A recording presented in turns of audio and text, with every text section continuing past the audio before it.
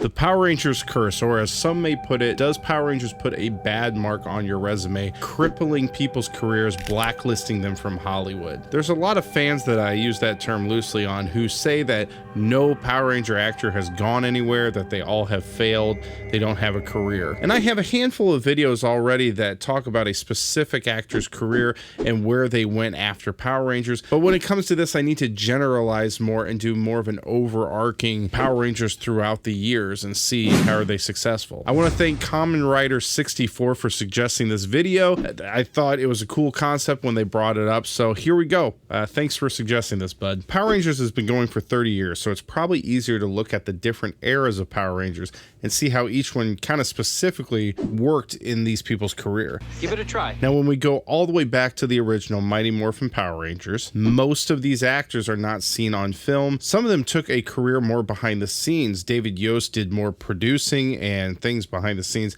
Karen Ashley went on and did radio for a period of time after Power Rangers, and others took on completely different careers, like Jason David Frank and Steve Cardenas both went into doing martial arts studios. And most people know that Austin St. John went on to become an EMT. Now, it's important to remember that Austin and Steve in particular had zero acting experience before Power Rangers. Back then, it was all about physicality. Can you do a punch, a kick? They both had martial arts experience and they got on the show, but they didn't have any big training in acting. So when they got off the show, they went back to their trades, or they didn't really pursue acting because that wasn't really something they were looking for originally. But for those who continued in the world of acting, Power Rangers didn't exactly open any doors, and it's obvious to see in certain interviews that they don't really want to talk about Power Rangers. They wish that it wouldn't be brought up, and several actors have said that they did go into auditions and sort of have comments made about them. Oh man, they're a Power Ranger person. Back in the 90s, this really was sort of a bad note on some of their resumes. But some of them did make pretty solid careers after this. Walter Emmanuel Jones went on to star in a show on Nickelodeon called Space Cases right after Power Rangers. He's been on a bunch of other shows here and there and had a solid acting career. Before Thuy Trang passed away tragically in 2001, she did have a couple movie appearances. Amy Jo Johnson has had a pretty successful career. She was in a lot of TV movies. She did a lot of long stints on different TV shows over the years. Now she's moved her way into directing, and she's sort of going behind the scenes, but she definitely has a solid career and has done well for herself. Now, you might not see him on films all the time, but Johnny Young Bosch has a very solid voice acting career, being on Naruto, Bleach, in a lot of the Barbie movies. Not the Barbie movie, like the animated ones, which I had to watch a lot of because my sister was 13 years younger than me, and she was really into those. And surprisingly, some of them are actually pretty funny. Every once in a while, they have a pretty solid joke. Oh, you gotta be kidding me. He's played Robin in some DC projects. He's done some Final Fantasy projects. He's done lots of video games, including Super Mega Force's video game. Even some of the Saban spin-off show actors had some pretty solid careers as well. And VR Troopers Brad Hawkins went on to have a really pretty good voice acting career, and he was in a lot of shows of the current time in the 90s as, a one-off character for different episodes. Sarah Joy Brown has had a very solid career doing soap operas. She did very long stints on General Hospital, As the World Turns, The Bold and the Beautiful, and Days of Our Lives. Now let's fast forward to when Power Rangers kind of stopped being about the physicality because they really had solid stuntmen, and they started hiring people really more based on their acting careers, and then they eventually unionized. Lost Galaxy's Archie Ko was in 100 episodes of CSI, and CSI was huge back in the day. If you don't really know, it was a massive, massive show. Lightspeed Rescue's Mike Chat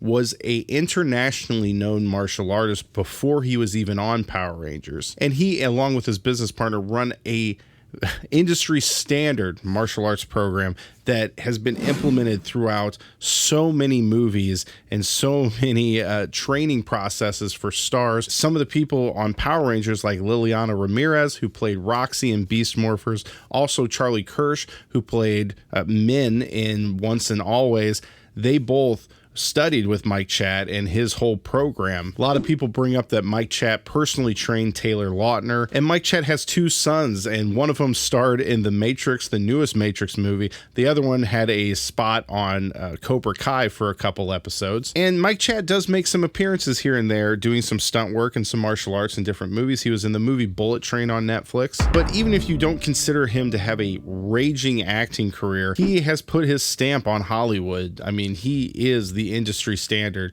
for martial arts, for stunt work, for all those things. He has a huge career. Now, Time Force's Michael Copon had a pretty good stint on One Tree Hill. He did Beyond the Break. He did Scorpion King 2.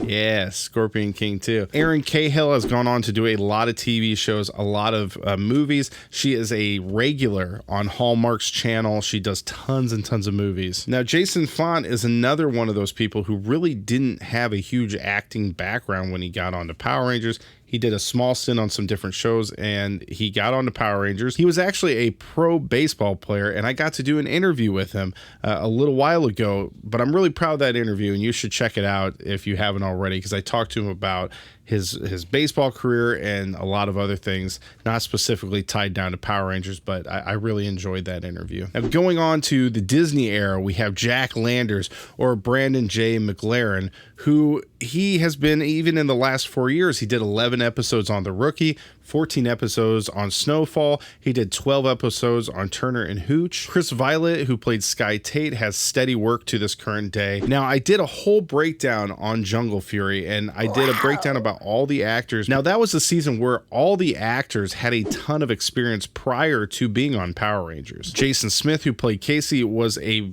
soap opera star from Australia in a show called Home and Away, and it also starred Chris Hemsworth at the time. David D. Latour had already been in America on a sitcom with Amanda Bynes. But if you want to talk about true success, you have to go and look at the cast that had probably the most success out of anybody in Power Ranger history, and that is definitely Power Rangers RPM. Our beloved Yellow Ranger Rose McIver has starred in several shows, one being iZombie. He read for this Blue Ranger part in the new Power Rangers movie. Don't know if he has the Ranger Blue. Later did the show Ghost. She did this Christmas trilogy called A Christmas Prince, which was on Netflix. I have a whole video that I did about if you want to watch Christmas movies with your girlfriend or your wife, you just really want to watch Power Rangers, and I talk about all the movies that have Power Rangers in them for Christmas. You should check that out if you're interested in that. After Power Rangers, Dan Ewing went on to do 596 episodes of Home and Away, the same show that Jason Smith used to be on, but he's also maintained a pretty solid acting career. Adelaide Kane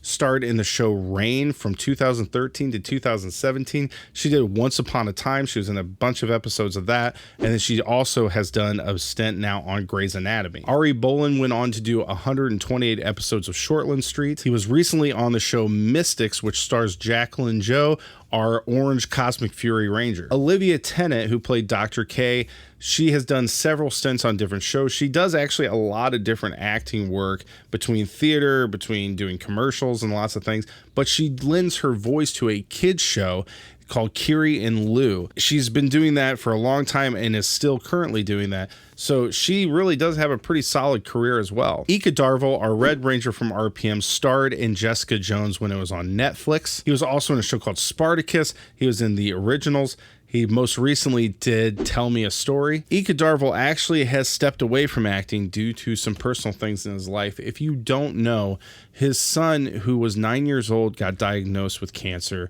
They told him that he had 8 weeks to live. This little boy, he fought for 9 months, and it really put a strain on their family, of course, and he stopped acting.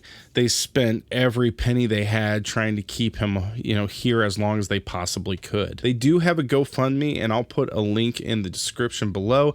They also did a fundraiser concert for the family to try to help pay for their medical bills, because The medical bills are just insane. It's almost up, I think it's close to $500,000 that they have right now. Now, I know there's some people who might be thinking, wait, why do we need to give money to this guy? He's a successful actor. He's been in Marvel stuff. He did Power Rangers. And I've seen several posts like this. One in particular was from Claire Blackwelder, who played Kendall Morgan in Dino Charge. She was going back to school to do more acting and to, you know, continue her experience, because after Power Rangers she really didn't have a whole lot going, and she went through some different jobs and things like that. And there's some comments from fans or people who, you know, I don't quite understand that they were saying, you're taking advantage of fans. You're asking them to pay for your stuff. This is ridiculous. You have all your Power Ranger money. Why are you asking us to pay for this? It's been pretty clear over the years, but Power Rangers pays very, very little. I mean, most of these people are like not even really making minimum wage when you start factoring in how many hours they're actually working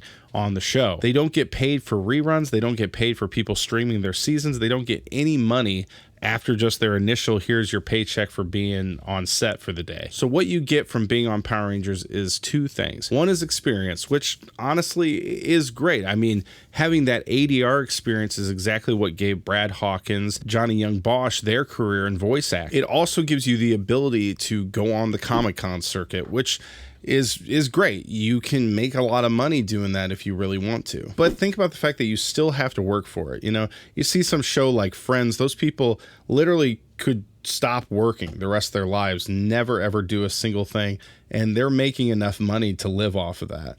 Not that Power Rangers is as popular as Friends, but you just have to realize that all the money that they have to make, they have to put in the work. They have to travel. They have to miss time with family. They have to go put in the hours to get that money, which most people do have to work for their money. It's just being on the road can be a really tough life. And I've been there because I did work on the road for a while, and that was really strenuous. It really wears you out bad. Now, I do want to end this with bringing up the fact that these are very young actors, most of them. They're at the very start of their career. This is typically their first big production for most of them, and being a season regular. And a lot of them might get into this with their first real big experience and go, I don't know if I want to do this. I don't know if I want to pursue this. And, you know, I had my first job out of college. I worked in a concert venue. Wow, it was a slimy industry. I met a lot of awful people, and as soon as I could get out of there, I got out. And, you know, I've never had someone say, wow, you had a failed career in concert venue work. No, I don't want to work in that industry. And I think some of these people might feel the same way about acting or really pursuing it heavily. But also remember that they're very young and they're very new to the game. And Power Rangers is a great way to sort of get in there and get to be, have that experience. But I don't think by any means Power Rangers is necessarily going to project them in their career and just put them, you know, above anyone else. It's really not going to do that. But the misconception I see a lot when it comes to the success of these actors is that people think if they're not on the red carpet at the Oscars, they've failed. They don't have a real career. They're not living off of it. And it's really just, it's a perception that people don't really quite understand, I think. I'm a musician. I went to college for music. And of course I had dreams of being a rock star. You know, I wanted to, but that lifestyle I found all these years later when I didn't get to become a rock star, that lifestyle I would have hated. I would have been miserable. And I get to work part-time at a church playing music, which some people may say, oh, well, you know, you're not winning Grammys, but I personally feel fulfilled. I feel grateful. I get paid to play guitar and sing, and I get to provide for my family. And to me, that's success. You know, I don't have to be on the road. I don't have to miss time with my kids. I get to be around them, and I get to do something I love at the same time. And a lot of these actors have become parents. A lot of them have found fulfillment in other ways. And if there's one thing that Ika's family shows is that, you know, careers are only going to take you so far. It's that connection with friends and family. Those mean way more than an acting job. They mean way more than the success that you or I might want. So are Power Ranger actors successful? Yes, a lot of them actually are. And even if they're not seen on screen, a lot of them have success in their life and are very happy.